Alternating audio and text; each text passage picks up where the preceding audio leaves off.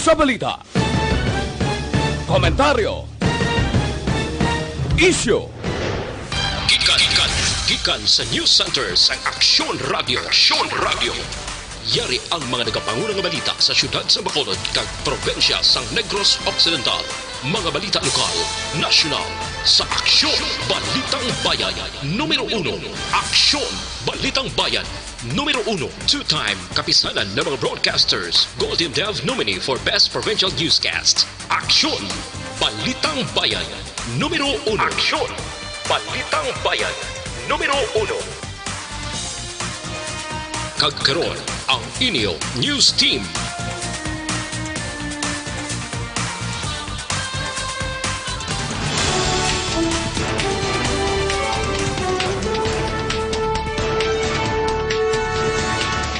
Sa ato nagapanguna nga mga Pangulong dinalan sa mga balita lokal, siyudad sa Bacolod kag Negros Occidental na dugangan sang tag-isa ka mga panibago nga kaso sang COVID-19. Kapulisan sa probinsya sa Negros Occidental may bago na nga officer in charge. Sa balita nasyonal, Pilipinas mag-resume sa trial use sang hydroxychloroquine para sa COVID-19. 151 ka mga dumuluong arestado sa iligang operasyon sang Pogo. Maayong aga Bacolod, may aga bilugabahin sang Western Visayas. Karon nga adlaw Biyernes, Hunyo 5, 2020. Ang inyong news team, Aksyon Dorel Cabatu. kag Aksyon Duran, ang mga balita lokal pagkatapos lamang sa niya.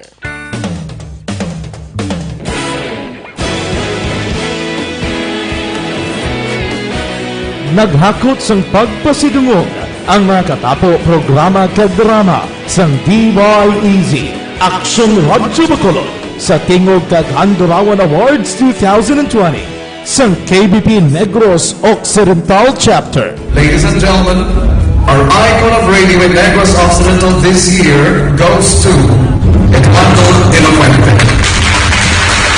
Padayon Aksyon Radyo, Bacolod Saludo. Ginpasidunggan bilang icon of radio si Eduardo de la Fuente, Anchorman of the Year, Art Tayhupoy, Reporter of the Year, Brian Morden, News Presenter of the Year, Boy Duran, Special Awards for Administrative, Nani Kirao, Best Radio Drama ang Timbangan sang Katarungan, Best News Program for AM, Aksyon Balita Banat Bulid ni Aksyon Rex Canton, kag Best Entertainment Program for AM, This Is My Life ni Tita Wilma Sugaton. Madamo gid ni salamat mga ka-aksyon sa inyo palagi na pagpamati. Una sa balita, una sa aksyon. Una sa balita, una sa aksyon. Una sa balita, una sa aksyon. Una sa balita, una sa aksyon. Una sa balita, una sa aksyon. Una sa balita, una sa aksyon. Una sa balita, una sa aksyon. Una sa balita, una sa aksyon. Una sa balita, una sa aksyon. Una sa balita, una sa aksyon. Sa Bacolod. Aksyon Radio.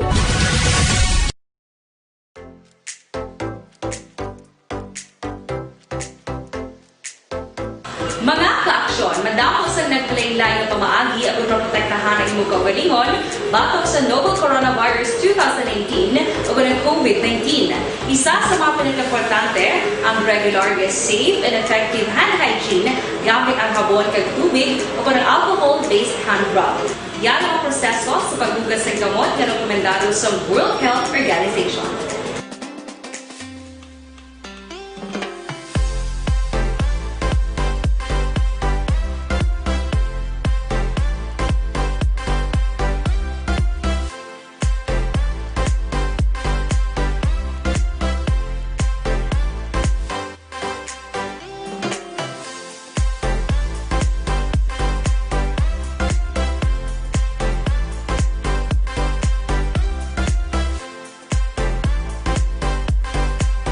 Balitang Bayan. Numero 1.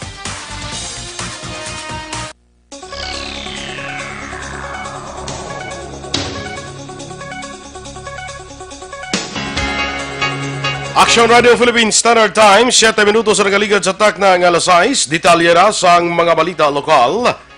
Nadugangan sa tag-isa ang COVID-19 case ang Bacolod kag Negros Occidental. Sa DOH Western Visayas Center for Health Development Bulletin number 17 ang ipagwa kahapon nga adlaw, apat ang bago nga COVID-19 cases sa Region 6. Kagini ang ginalakipan sa isa ka 43 anyos nga lalaki nga OFW nga residente sa Bacolod, 23 anyos nga lalaki nga OFW nga residente naman sa Mandurriao, Iloilo, siyudad sa Iloilo, 33 anyos nga babae nga residente sa Molo, Iloilo City, kag 31 anyos nga babae nga OFW nga residente sa Murcia, Negros Occidental. Ang apat ka bago kaso ng COVID-19 ang parehas nga naka-facility quarantined. Sunod sa DOH 6, 268 tanan ka results ang nagwa, 263 ang negatibo, 3 ang negatibo sa repeat test, 4 ang positibo ka isang positibo sa repeat test. Sa kabugusan, ang Region 6 ang may 121 ka mga COVID-19 cases, apang 27 lamang ang aktibo nga kaso. 84 ang naka-recover kag napulo ang napatay. Sa karon may 16 na katao ang apektado diri sa siyudad sang Bacolod, samtang napulo naman sa probinsya sang Negros Occidental.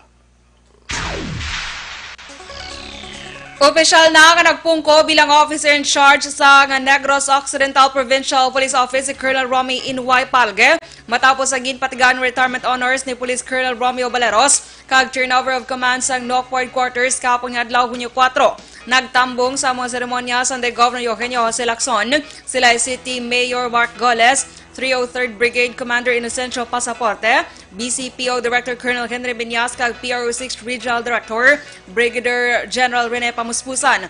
Sa valedictory speech ni Baleros, iyagin pasalamatan ang mga local chief executives kay iba ni opisyal sa gobyerno, ilabi na si Governor Eugenio Jose Lacson. Subong ba ng provincial staffs nga nagbulig kag nagsuporta sa mga proyekto para sa NOCPO. Plano ni Baleros nga matapos ang 31 ka tuig nga pagserbisyo bilang miyembro sa PNP, padayon siya magaserbisyo sa publiko sa ilang lugar sa Batangas, pagi sa pagpapili bilang alkalde. Sa piyak nga bagay, nagpasalamat naman si NOCPO OYC Colonel Romy Palge kay Governor Lacson nga ginpili siya sang gobernador nga magpamuno sa pagpabilin sang peace and order sa probinsya. Ginpasalamatan naman ni Police Regional Office 6 Regional Director Brigadier General Rene Pamuspusan ang mga nahimuan ni Anay Provincial Director Colonel Romeo Baleros nga namuno sang NOCPO sa sulod sa isa ka tuig kag 6 ka bulan. Suno kay Pamuspusan, natungdan ni Baleros ang iyang mga obligasyon nga nakahimo sa matikang agud mapabilin ang tampad ni serbisyo sang kapulisan kag napatuman sini ang mga proyekto ka programa sang PRO 6 sa probinsya sa idalom sang supervisyon ni Baleros. Doon pa niya Pamuspusan, wala man malambot ni Baleros ang star rank antes nagretiro, apang makumparar sa star rank ang iyang performance. Sa piyak nga bahin, gin-abi-abi naman ni Pamuspusan ang pagpungko ni Colonel Romy Palge, kagin pasiguro sa nagrense nga nagmagapadayon ng programa sang kapulisan sa idalom sang bago siningatag pamuno. Sunod kay Pamuspusan nga nagasalig siya kay Palge, kanag pangabay nga hindi o kung hindi hatagan sa rason nga madismaya ang provincial government kag ang mga nigrense. Naibaluan si Palge ang naggraduar sa PNPA sa tong 1997 kag antes ginasign bilang OIC sa NOCPO, inisa ang Directorate for Human Resource and Doctrine Development sa Campo Crame. Sa dugang nga balita lokal, liwat ginpasakaan sang kaso si Kapitan Tezardo Tejada sang Barangay Tuoy, Himamaylan City, kag duwa kay ban pa may angot sa issue sang Social Amelioration Program o KONSAP. Suno kay CIDG Bacolod City Head Chief Master Sergeant Ramiro Gocotano, gin-file ang 3 ka kaso nga falsification of public documents, Code of Conduct and Ethical Standards for Public Official, kag Bayanihan Act sa Himamaylan City Fiscal's Office, Batok Nanday Tejada, Barangay Secretary Josephine Mongcal, kag Barangay Health Worker Maria Cristina Nefras. Suno kay Gocotano, liwat ginpasakaan kanday Tejada, Mongcal kag Nefras matapos nagpalapit sa ila ang panibagong nga complainant angot sa ginalagar anomalya sa SAP. Ginklaro man ni Gocotano nga wala sang forum shopping ang liwat pagpasaka sang kaso, batok sa opisyal bangod lain naman nga personalidad ang nagareklamo. Patay naman ang isa ka 33 anyos nga soltero matapos ginpulihan buno sang magpakaisa sa Purok Urban, Barangay Suma, siyudad sang Bacolod sa itong Miyerkules ang gabi. Ang biktima ang kilala kay Jacob Asong, temporarong nagapuyo sa Purok Rojas, Barangay Tangub, siyudad sang Bacolod. Gindala sa Corazon Locsin Montelibano Memorial Regional Hospital si Asong apang inianapatay Huwebes sang kagahon. Ang magpakaisa nga Santay Edmar kag John Mark Daquino kag isa pagid kaupod ang ginatudlo nagbuno sa biktima. Sunod kay Police Lieutenant Jonito Pastrana, ang hepe sa Police Station 9, lansihanay sa transaksyon sa Golden Field Commercial Complex ang ginhalinan sang insidente. Nagapati si Pastrana kung hindi babae, posible droga ang ginawayan sang biktima kag sang mga suspetsado. Nadakpa naman ang suspect karon, preso na sa Police Station 9. Napatay samtang ginabiyahe padulong sa ospital ang isa sa duwa nga ginpangluthang sa Sitio Bandera, Barangay Bantayanon, Banwasong Calatrava sa itong Miyerkules sang gabi. Ang napatay ang ginkilala kay Rodrigo Villadar, 44 anyos, samtang pilason ang ginkilala naman kay Nestor Habaybay, 58 anyos, tanan nagapuyo man sa mga lugar. Sunod kay Police Major Robert Indiape, hepe sang Calatrava PNP, nagainom ang mga biktima bangod nagasaulog sang kaadlawan si Habaybay, sang nag-abot ang suspect nga si Junjun Entapan kang nagpanluthang. Na-recover sa eksena sa insidente ang 6 ka basiyo kag 2 ka balines ng kalibre 45 sa armas luthang. Dugang pa ni Indiape si Entapan na preso man sadto matapos ginlabo kag napatay ang iya nga lolo. Ginausisa pa sa otoridad kung matuod nga may diferensya sa panghuna-huna ang suspect kag sa karon at large ini. Sa ibang paraton nga balita lokal, ginpalambot ni Police Captain Armelin Vargas, hepe sa Police Station 8 sa Operations Chief sa Bacolod City Police Office ang nagkatabo nga Zumba activities sa Bacolod Old Airport sa Barangay Tangub Siyudad sa Bacolod. Personal ang inusisa ni Vargas ang lugar matapos naglapta sa social media ang mga litrato nga naga-Zumba ang pila ka mga pumuluyo. Ginkumpirma ni Vargas nga may pagtililipon gidman nga nagakatabo sa lugar sa dinakita niya nga may sound system, kapihan, kag hayop-hayop nga ginpatindog. Sunod kay Vargas ang Zumba activities ang Barangay Tangub ang may pahanugot kay Barangay Captain Noli Villarosa sa piyak nga may ginapatuman nga ang syudad nga physical distancing sa dalom sang Modified General Community Quarantine. Sunod kay Vargas, ginahulat niya ang desisyon ni Police Lieutenant Lester Liada, Operations Chief ng BCPO, angot sa nasambit nga report. Sa report nga nabato ni Vargas, Hunyo 1 sang magsugod ang Zumba activities sa amo nga lugar. Nakumpiskar ang kapin 136,000 pesos nga balor sang ginasuspetsohan shabu sa bypass operation yung patigayon sang Philippine Drug Enforcement Agency o Conpidea Negros Occidental sa Barangay 12 Siyudad sang Bacolod kahapon sang hapon Huwebes. Ang subject sang bypass operation ang nadakpan kagin kilala kay Abraham Te, 50 anyos, residente sang amuman nga lugar. Na-recover kay Te ang 3 ka dalagko kag 2 ka magagmay nga plastic sachets sang ginasuspetsohan shabu nga may kabugaton nga 20 gramos, kwarta ka mga drug paraphernalia. Si Te ang ginakabig nga high value target sang Pedea Negros kag suno kay Pedea Negros head Nicolas Gomez. Na monitor ang suspect nga padang nga nagabaliga sang illegal nga droga apisan nga napaidalom sa community quarantine ang syudad sang Bacolod. Ang suspect ang magapatubang sa kaso nga paglapas sa lahi nga nagadumili sa pagbaligya kag paghupot sang illegal nga droga kag mga drug paraphernalias. Liwat nga nagbalik ang anti-illegal drug operations kag kampanya sa Philippine Drug Enforcement Agency Negros Occidental sining bulan sang Hunyo. Sunod kay PDEA Negros Occidental Head Nicolas Gomez, pagpatikan sang bypass operations kag drug raid ang ginatutukan sa karon sa mga kapulisan bagod nga madamo sa mga drug personalities ang namonitor na sang ahensya samtang yara sa community quarantine ang siyudad sa Bacolod kag probinsya sang Negros Occidental. Sunod kay Gomez, madamo sa gyapon ang mga drug groups nga ginaligar nagahulag kag naganegosyo sang illegal nga droga. Ginkumpirmar man ni Gomez nga naghuyang ang baligaanay kag nagjutay ang supply sa illegal nga droga bangod sa kabudlayan sa mga illegalista nga magpasulod sa supply sa mga entry points sa isla sang Negros bangod sa istrikto nga pagbantay sang mga otoridad. Nagapanawagan si Gomez sa bulig sang publiko sa ila kampanya batok sa illegal nga droga. Ginserbihan sang mandamiento de aresto ang ginaligar miyembro sang New People's Army con NPA sa Manggahan 2, Barangay Merville, Siyudad sang Parañaque. Ang suspect ng ginkilala kay Roger Lumanog, 36 anyos, alias Gigi Lumanog, nagapuyo sa Kamindangan, Siyudad sang Sipalay, apang temporaryo nga nagapuyo sa Parañaque. Sunod kay Lieutenant Colonel Neserato Sabando, hepe sang Sipalay PNP, nagpadala lang sila sang komunikasyon sa Southern Police District nga may mandamiento de aresto ang suspect sa kaso nga murder nga ginpapanaog ni Judge Rodney Magbanwa sang Regional Court, Branch 61, Siyudad San Cabancalan. Dugang pa rin sa bando, si Lumarog ang gratudlo nga nagpatay sa mga kaupod sini nga NPA nga nagsipak sa ilang nga grupo. Ginaligarman nga ang suspect amo ang nagasupply sang food and medical sa NPA. Si Lumanog ang temporaryo karon nga ginpreso sa custodial facility sa Taguig.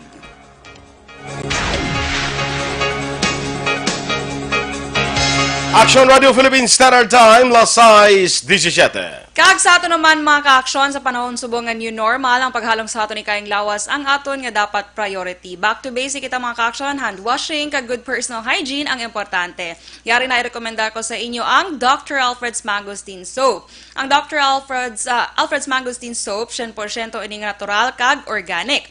Scientifically proven nga antibacterial, antiviral kag antifungal soap. Chemical-free man ini mga ka-aksyon kag very mild sa aton nga lawas. Pwede man magamit bilang feminine wash, pwede mausar as shampoo para sa imo nga kaspa, sa may pimples, may body odor dra, kag iban pa nga mga skin diseases. Ang mangosteen mga ka-aksyon, bisan na sadto pa man, ginagamit na sa aton mga katigulangan sa mga nagkalaing-lain nga skin diseases. Ang Dr. Alfred's Mangosteen Soap mga ka-aksyon, babakal ini sa Huakong stores kag Sincere Drug Stores, available man sa mga drug stores malapit sa inyo lugar.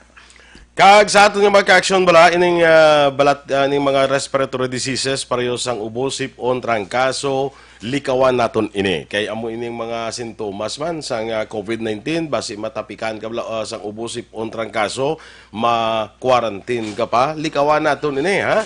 Amo na nga ginarekomendar naton sa inyo ang Dr. Alfred's Pure Mangosteen Capsule and Tea.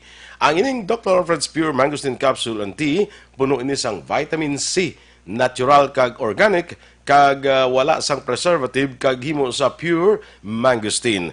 Sa research dito sa Kentucky University, o kung sa isa ka university sa Kentucky, sa USA, na pamatud-an nga ang Dr. Alfred's Pure Mangosteen Capsule and Tea mabaskog nga immune booster. But sila nga pabakod sa aton immune system nga hindi kita dali-dali matapikan sang balatian mga respiratory diseases para sa ubo, sipon, trangkaso.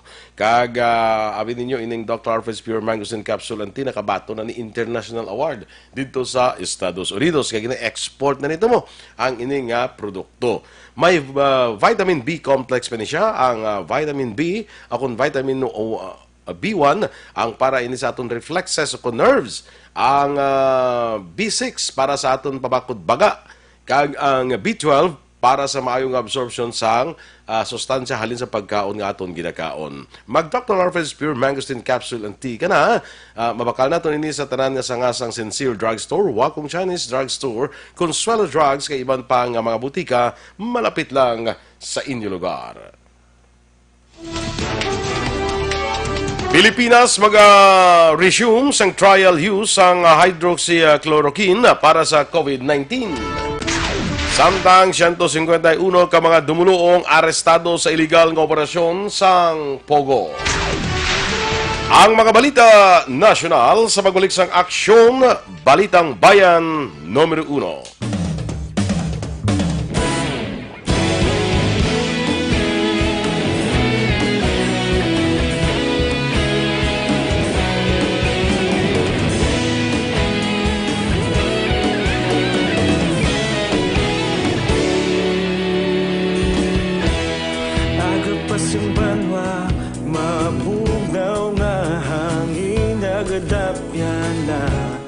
Ikaw nang ginapamatian namon ginasandigan.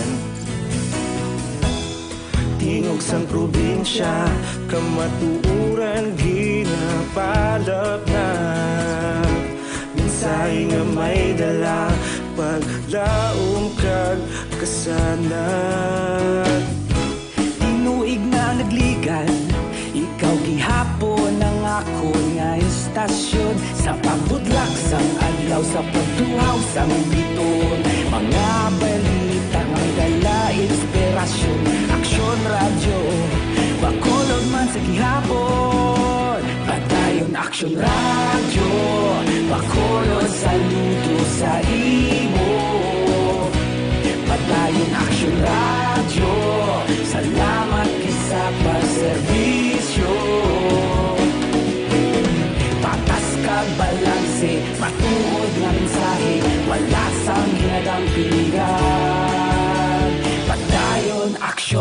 radyo.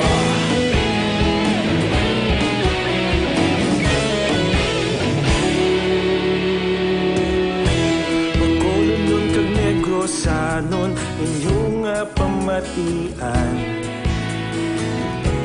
Stasyon nga nagapalaplag sang kamaturan. Mabakod nga prinsipyo, reporter handa sa serbisyo. Kahapon, karon kag sa gihapon, kita magapadayon. Tinuig na nagligan, ikaw gihapon ang akon nga istasyon. Sa pagbutlak sang adlaw, sa pagtuhaw sang bituon. Mga balita na may dala inspirasyon. Aksyon radyo, Bacolod man sa gihapon. Padayon Aksyon radyo, Bacolod saludo sa imo. Padayon Aksyon radyo, salamat kit sa pagserbisyo. Patas kag balanse, matuod na mensahe, wala sa ginadampigan. Padayon Aksyon radyo. Una sa balita, una sa aksyon, sa Bacolod Aksyon Radio. Una sa balita, una sa aksyon, sa Bacolod Aksyon Radio. Kita ulog na ngay, sabisan anong nagkalintangan. Responsable ang pagbalita, pagdayon na ipalak na. Malasig pero sigurado, aksyon na may dala pagpalangga.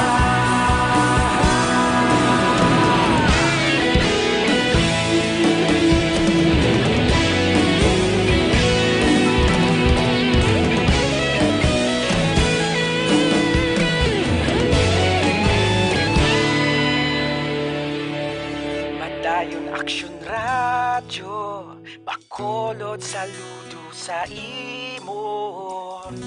Padayon Aksyon radyo, salamat kit sa pagserbisyo. Padayon Aksyon radyo, Bacolod saludo sa imo.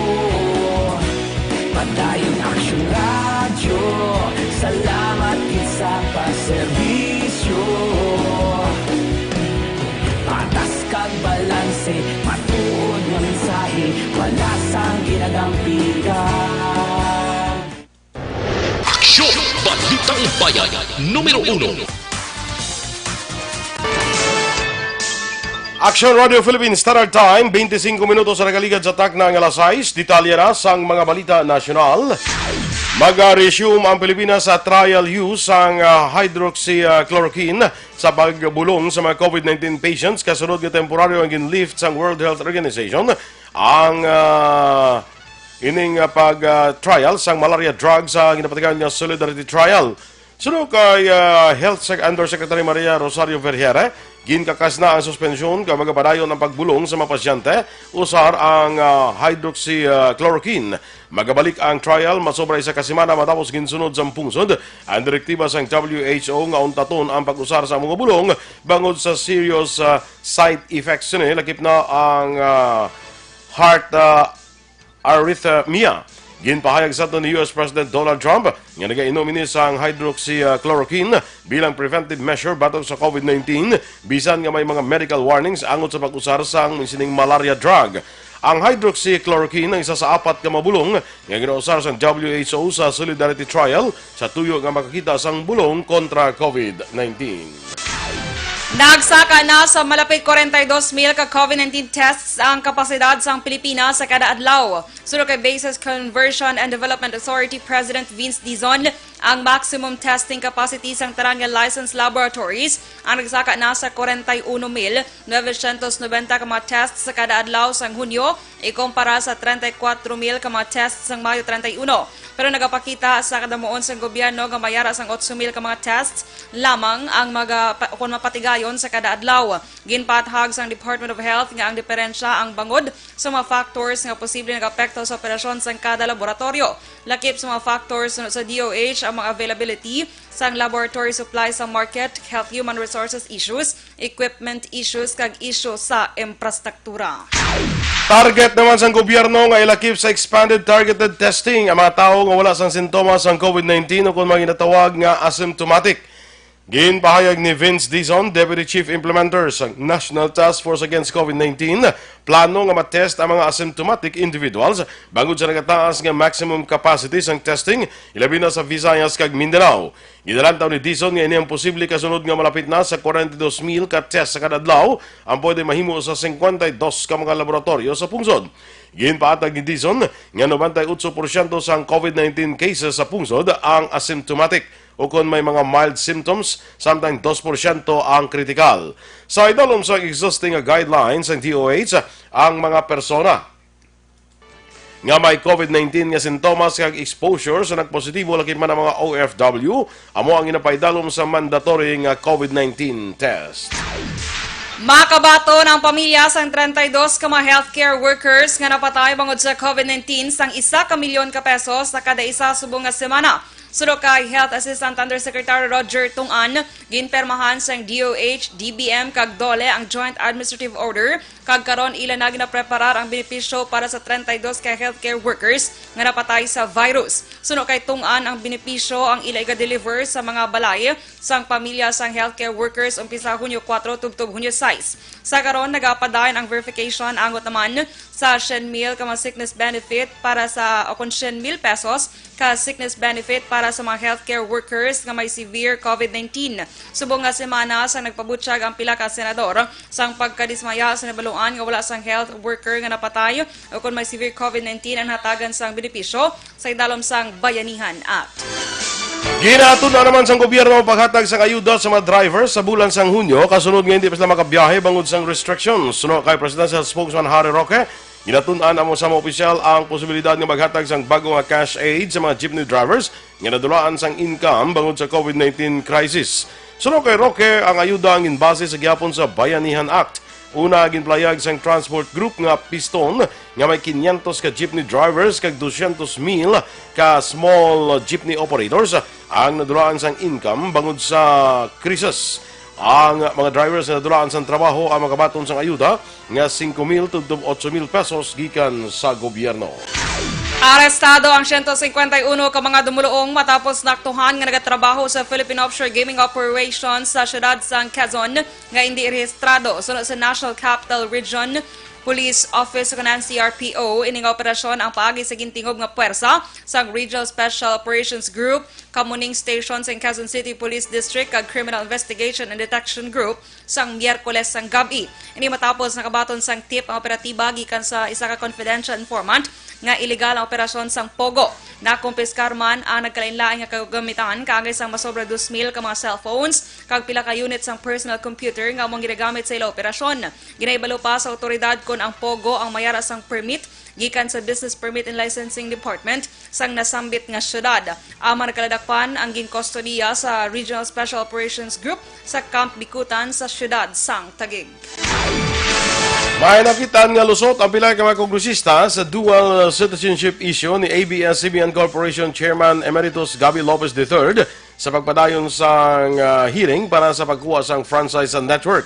Sa hearing sa Committee on Legislative Franchises kay Good Government and Public Accountability ng isa ka Pilipino si Lopez ay dalom sang Diyos sanguinas sang konstitusyon bagod lun sa mga Pilipino ang mga ginikanan sine kag isa man ka US citizens ay dalom sang Diyos soli bagod ginbun na gini sa Estados Unidos. Ginatagan man sa pagkilala ang pagka-Pinoy ni Lopez na nag-file inis ang petisyon sa tuig 2002 sa DOJ kag Immigration para makakuha sang Philippine passport. Ginkwestiyon ni ako Bicol Party List Representative Alfredo Garbin kung panugutan sa lahi nga isa ka dual citizen ang nagpanag-iya kay nagapamuno sang mass media sa Pilipinas. Sunod kay Deputy Speaker kag Juan Sagip Party List Representative Rodante Marcoleta sa idalom sang Article 16 Section 11 sa Konstitusyon, klaro nga nasa diri nga mas media ownership ang dapat 100% nga Pinoy.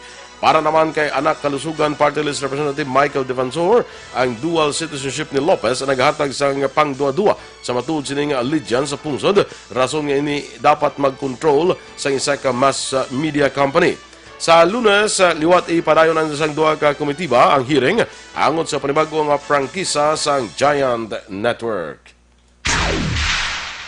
Gin-file sa NBI kahapon nga adlaw ang kaso ng murder, perjury, kag planting of evidence batok sa pulis nga nakapatay sa anay soldado malapit sa isa ka quarantine checkpoint sa Quezon City nagligad nga bulan sang Abril.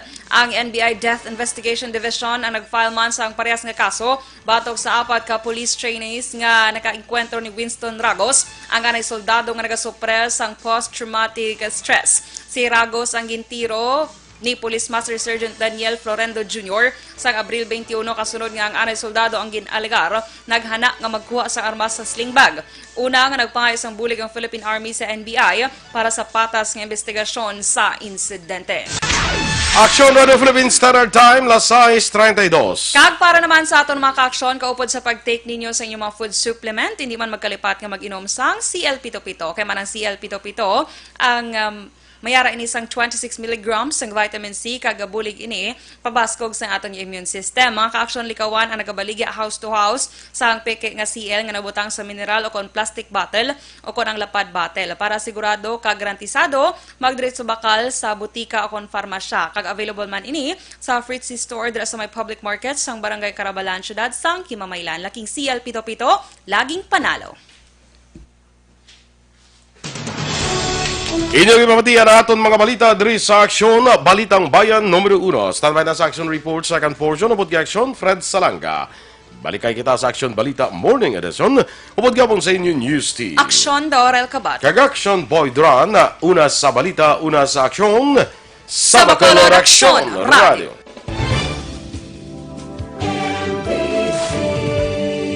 Manila Broadcasting Company. Sa balita. Komentaryo